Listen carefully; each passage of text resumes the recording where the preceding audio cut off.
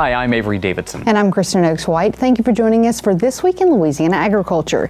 Senate Bill 244, which reorganizes the Louisiana Department of Natural Resources into the Department of Conservation and Energy, is another step closer to final passage. That bill contains exemptions for agriculture when it comes to monitoring water use. The House Committee on Natural Resources and Environment voted 13-2 to report the bill favorably out of committee, but not before Governor Jeff Landry personally testified for the bill.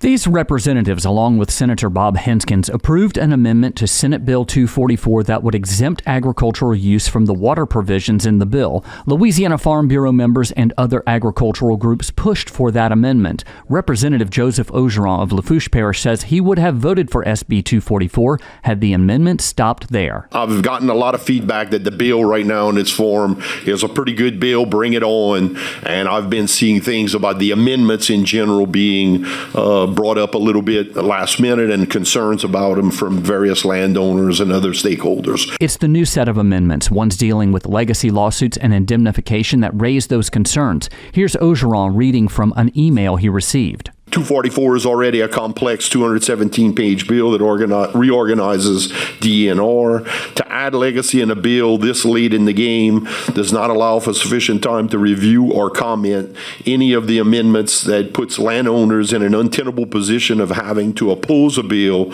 to which we've taken a wait-and-see approach. That prompted Louisiana Governor Jeff Landry to defend the bill, including a portion he says he wrote concerning indemnity agreements signed when land changes hands. Got some anti-indemnity language that Oh, I'm all sure like. Nobody likes it. I'm glad you brought that up, Joe. Go ahead. Let's talk about that. Wind them up.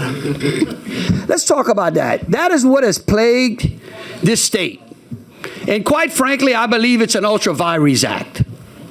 Because what it does is it makes someone promise to indemnify them for acts that someone else may or may not have, or in this case may have, or have been proven to have caused. Do they not like it retrospectively, or do they just like it prospectively? That's a question. That's what I would like to see. No one has texted me, but I certainly would love the industry to text me. Where y'all at? Yeah, Let's talk about sure the indemnity agreements. Before casting one of two votes against reporting SB 244 favorably to the House floor, Ogeron made one last plea for more time to consider the amendments. I just wish we would just engage stakeholders a lot earlier and not try to make last-minute decisions in the legislature. This is an issue that has plagued this state. And the longer we don't address it, the more it plagues the state and the more uncertainty we create for both property owners and for oil and gas companies. I believe that the set of amendments that are in front of you are good amendments. The reason is no one really likes them. That is normally a good sign that we have reached equilibrium in this body. SB 244 is on its way to the House floor for final passage. It'll likely end up going to conference committee before it hits Governor Landry's desk. The 2025 Louisiana legislative session is scheduled to end June 12th, though it can be extended for legislators to deal with budgetary issues. Flawed process, flawed report. That's a sentiment coming from American Farm Bureau Federation President Zippy Duvall. It's the second week in a row Duvall and the organization have harshly criticized the extensive report designed to overhaul food in America. In a new statement, Duvall says the Maha Commission report has a, quote, dogged determination to sow seeds of doubt and fear about the safety of our food system. He cautions that the loss of public trust will not be easily regained, but says President Donald Trump still has time to take control of the process and fulfill his promise to American farmers. Well, if you were raised in Louisiana, you were likely raised near alligators. Almost every parish has alligators in them, and we have the most of any state. Yep, take that, Florida. This week, TWILA's Neil Melanson tells us about a new website that is showing residents old and new how to cohabitate with this iconic animal. When we think of dinosaurs, it's easy to forget we still live with them. Alligators are an iconic symbol of Louisiana, but this apex predator can stoke fear in many people. Despite their fearsome appearance, Louisiana has had 0 fatalities in the last 100 years, despite leading the nation in alligator population. It's not a silly thing for you to need to say it to them, because they quite simply may not be aware that there's alligators there. Because if they haven't seen one before, they just assume they're not there. But that may not be the case. In fact, Florida has less than half the alligator population Louisiana has, but leads the nation in fatalities from alligators in the last century. In second place, South Carolina. Despite having 100,000 alligators, they've had 3 fatalities in the last 100 years. Where you get into issues is we got urban environments next to alligator habitat, and in places like South Carolina in their coastal zone. That's why the Louisiana Department of Wildlife and Fisheries has partnered with the states where alligators can be found to start Gator Wise to help share the information most of us already know. Believe it or not, there's 11 states across the country where alligators can be found. Linscomb says now there's a new Gator Wise website to help give tips on staying safe. A perfect example of a primary one is don't feed alligators. It's irresponsible to feed alligators, and it causes them to be habituated to human presence and also associate humans with a handout. If you feed an alligator, they just naturally, when they see a human, no matter if that was the human that fed them, they just assume they're going to get fed. Learning to live with alligators is important. In addition to being a sign of a healthy ecosystem, alligators provide a $100 million boost to the state's economy in skins and meat, and at the same time hit conservation goals. We have had a decade of really, really high nest production, which is our index for the population. But in the past 3 years, that nesting is come back down to what our long-term average is, like our 20-year average. And that really is indicative not just of the population, but of the habitat conditions. And while we've got a spotless record for fatalities in the state, it's still a good idea to check the website for tips, especially to educate children and for keeping pets safe around the water. The first thing you need to do is to protect pets and people. Okay, the first thing you should do is get away from the alligator. It's that simple. And obviously you know to get away from an alligator, but a child might not know, a pet might not know, children might not know. So bring everyone in and then immediately call Wildlife and Fisheries. Louisiana is a success story in terms of both wildlife rehabilitation and safety. That should put a toothy grin on everyone's face. For This Week in Louisiana Agriculture, I'm Neil Lawson. The Gator Wise program can be found at gatorwise.org and has family-friendly tips to keep children and pets safe as well. We'll link you over on our website at twilatv.org. Louisiana cotton farmers are just wrapping up their planting season, and it looks like the 2025 crop will be the smallest on record. As LSU Ag Center reporter Craig Gautreaux tells us, that's mainly due to low demand and low prices. It didn't take long for Louisiana cotton farmers to get most of their acreage planted this year. The simple reason?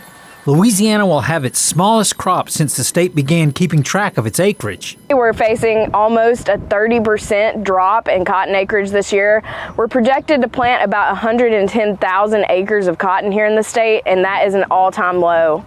For many farmers, cotton is not as profitable as it once was. Global markets and the loss of textile manufacturing in the U.S. have made it more difficult for domestic cotton growers and other crops more attractive. Compared to other crops such as corn, where there's a lot of stability in price but also yield potential, we're seeing a lot of growers switch over from cotton to other crops. The first half of May was wet, which didn't allow farmers to get in their fields and properly prepare them for planting. The cotton that's going in maybe is going to some fields that are a little weedier than we would like at planting. We should be able to take care of that with some pre-emerge herbicide just to combat some of that competition with the weeds. Pate Kearns is also the state specialist for corn, and the wet weather that hurt cotton planting is also causing some issues with Louisiana's corn crop. And the problem with that is that it washed away a lot of the protective seed treatments that we had in place, which put our plants at risk for a lot of infections early on from the soil, which now we're seeing pop up in the field. While cotton acres are shrinking, corn acres have expanded in 2025, and experts predict Louisiana will have around 600,000 acres, a nearly 17% increase from last year. With the LSU Ag Center, this is Craig Gautreaux reporting. In the past 25 years, cotton acreage in the state has decreased by more than 70%. Hurricane season is officially underway in the Atlantic, and experts say there's nearly a 1 in 2 chance of Louisiana's coast being impacted. That's not a guarantee that we'll get hit.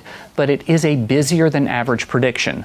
Colorado State University, which issues a forecast every year, says 17 named storms, including 9 hurricanes, is likely. The average is usually fewer than 15 named storms. The reasons for the higher prediction include warmer Gulf waters and weaker El Nino conditions. The best way to prepare is to have a plan and supplies on hand. Don't wait until the last minute. Louisiana FFA is all about building future leaders. That's why the theme of this year's convention was Ignite. And they're hoping to find that spark that sets young people on a path where they can thrive. TWILA's Josh Meeks visited this year's convention in Alexandria to see what ignites their passions. Among this sea of blue jackets is the future of our country. Business owners, executives, farm innovators, they all get started right here at FFA. I didn't have a traditional ag background, Alarian Fuselier is the outgoing Louisiana FFA president. The Franklin High School senior is ensuring that incoming FFA kids feel welcome. You think about these members, whether this is your first convention or your fourth and final, how did that passion of yours be ignited? What did you do that sparked that fueling wildfire? So this year for Louisiana FFA, we'll be igniting the passions through our sessions as we take it back into the decades. One of her duties is making newcomers like Parker Boudreaux feel heard. Talking to somebody like a state officer like that is pretty exciting. I never thought I would be able to have a one-on-one conversation. I hope if you don't take anything away from this convention is that you can too. You matter, your opinion matters, your voice matters, whether it's your first convention or your last. Everything that you have done within this organization and this association will be remembered. You will go down in the history books as somebody that did something better for the betterment of agriculture in Louisiana, but also in our state association. This year's convention is a place for these kids to take their first steps, whether it's learning new skills in a workshop or demonstrating existing skills in career development events. Can I pet that dog? Excuse you, this is a dire wolf, not a dog. Faith Webb and her team from Rapides Parish planned out a sketch to examine the facts behind reviving the extinct dire wolf. So we picked the dire wolves, and they are really new, and there's a lot of controversy about it. One of our members, she did the research along with our other member. It's Mina and Kasten. They did the research, they found out what we were going to talk about, and they designated the jobs, like which question we would answer. So each member of the team got one question that they had to answer in paragraph form. Not every FFA kid will stay in agriculture, but they're learning more than that. They're developing skills that will help them become leaders in any career. It's really incredible how far we all come. Owen Kelly is the new president of the Louisiana FFA. I'm just super ecstatic, and it's a huge honor to be elected anything within the FFA, whether it's chapter office, area office, or even a state level position. It's really incredible, and being able to serve on this team, especially I'm going into my freshman year of college, so being able to serve this with some of my closest friends and 2 from my own parish. He's ready to hit the ground running, hoping to continue the great work that FFA has done to build these kids' futures. We help each other grow, and our teachers educate us on what we need to know about the agricultural life and what it means to be an FFA member. And our presidents and officers, they tell us and teach us and help us to be a leader and hopefully take that position. Reporting from Alexandria for This Week in Louisiana Agriculture, I'm Josh Meeks. Louisiana Farm Bureau Federation President Richard Fontenot, a former FFA kid himself, also spoke at this year's convention. Still to come on TWILA, we'll take you to Ascension Parish to introduce you to the first of 3 finalists vying for a coveted Farm Bureau award. And later, the Women's Leadership Committee chair is more than just empowering women. We'll introduce you to a trailblazer in our Road to Leadership series. You're watching This Week in Louisiana Agriculture, the only TV show bringing Louisiana farmers and consumers together every week.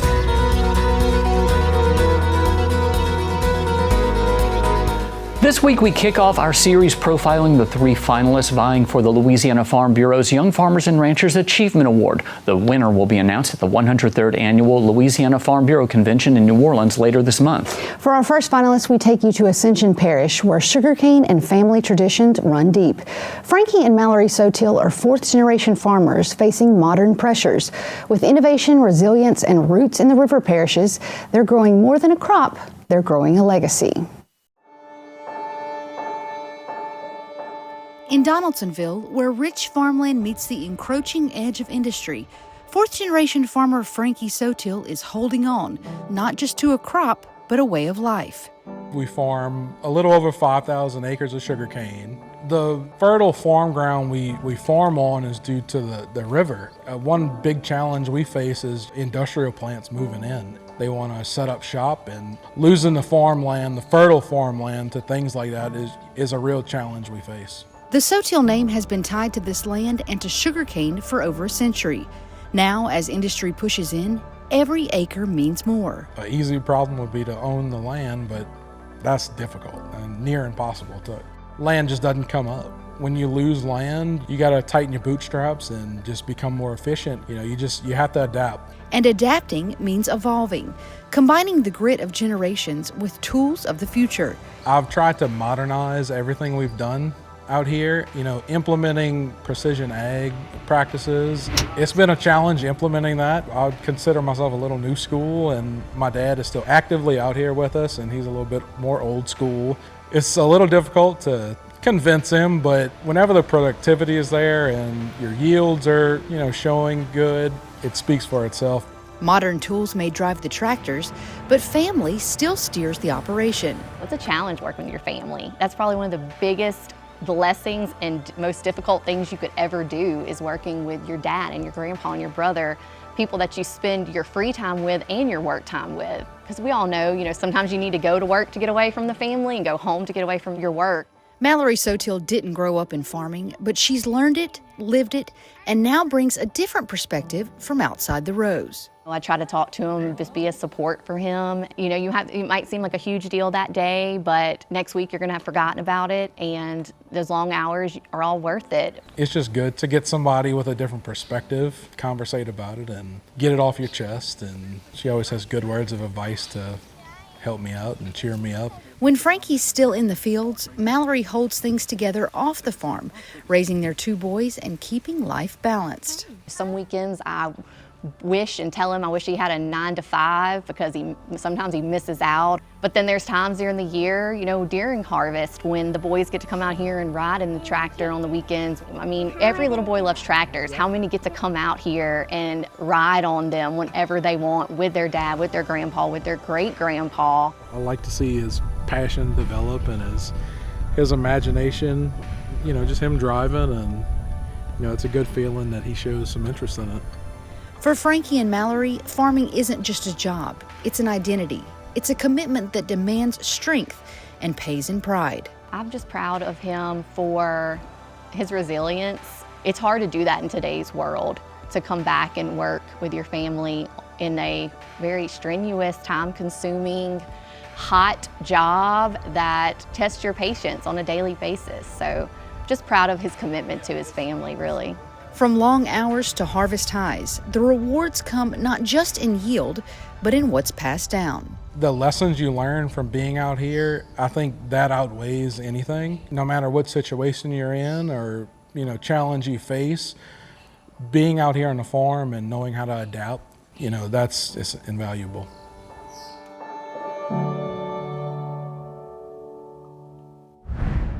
The winner of the 2025 Young Farmers and Ranchers Achievement Award will receive a $35,000 cash prize and an all-expense-paid trip to the American Farm Bureau Convention in Anaheim, California, to compete for the National YFNR Achievement Award in January of 2026.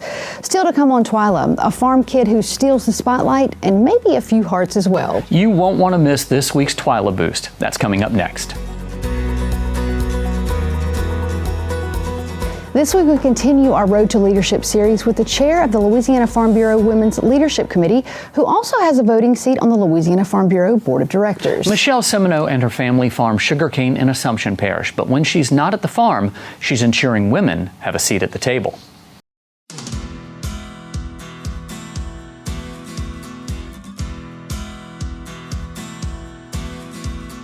I'm Michele Simoneaux, the state chair for the Louisiana Farm Bureau Women's Leadership Committee.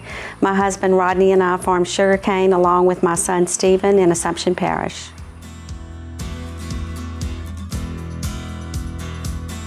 I met my husband Rodney at LSU, and we started dating and came to Assumption Parish, married in 1985, and he was in Farm Bureau. His dad was on the Farm Bureau board, and now my son is on the Farm Bureau board. But we participated in YFNR, and in 1989 he was elected state chair, and sat on the state board, and we jumped right in. So whatever Rodney did, I had to do, and more. It gives me great joy and pleasure to know that I am helping the farming community. I want to empower women to tell their stories to the consumers, you know, what rural life is all about, what farms do, what Farm Bureau does for our farms and ranchers, and when there's disasters or any kind of issues, we call on Farm Bureau to help out the rural communities. We had a freeze in 1989 where some sugarcane farmers didn't even harvest a crop. I think we started the crop insurance program with the help of Farm Bureau to get crop insurance for sugarcane, as well as a hurricane disaster policy for sugarcane.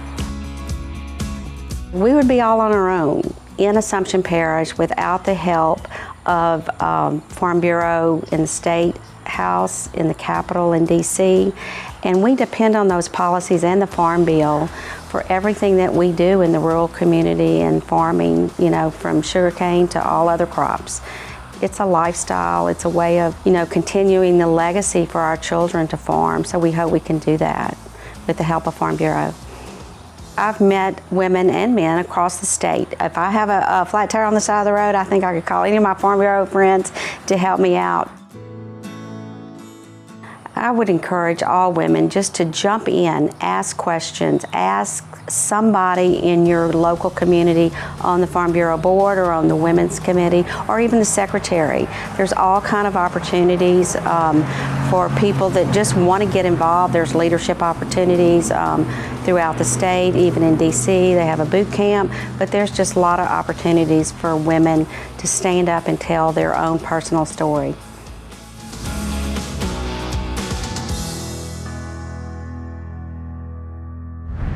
Our Road to Leadership series will return after the Louisiana Farm Bureau Convention, where we'll highlight other trailblazers in Louisiana agriculture. You can watch all of our other Road to Leadership segments at twilatv.org.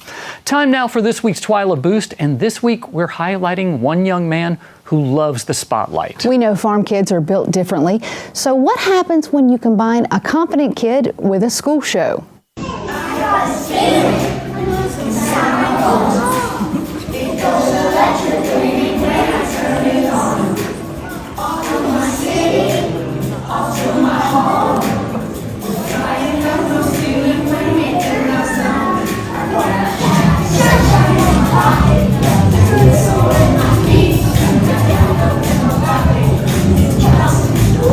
Ty Miller shared his son's performance to TikTok and Facebook, where he's gotten more than 1 million views. Commenters said he was definitely going to be a future rodeo star. Dad chimed in saying, "This is his world. We just get to live in it." I have a kid that I can relate to like that. That's what it feels like to be a parent, I think. Yeah, I think that is parenting. Well, that does it for this edition of TWILA. Be sure to join us next week when we'll take you to Cocodrie for the annual Louisiana Farm Bureau Fishing Rodeo. Until then, you can watch all of our stories online at twilatv.org, and be sure to follow us on Facebook, like us on TikTok and Instagram. You can also find all of these stories and more on our YouTube channel, and be sure to subscribe and turn on those notifications so you know exactly when we put out new content. For all of us here at TWILA, thank you for joining us. We hope to see you again right here next week.